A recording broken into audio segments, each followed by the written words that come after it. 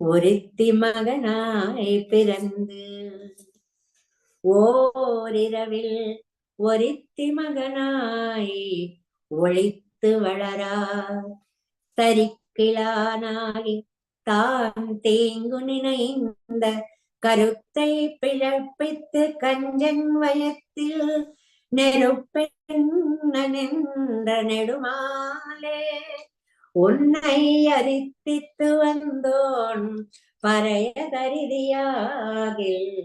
திருத்தக்க செல்வமும் சேவகமும் யாம் பாடி வருத்தமும் தீர்ந்து மகிழ்ந்து ஏலோர் எம்பாவாய். ஆண்டாள் திவ்ய திருவடிகளே சரணம்.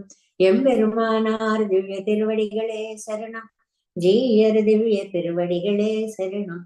ஓம் அஸ்மத் குருப்யோ நமஹ.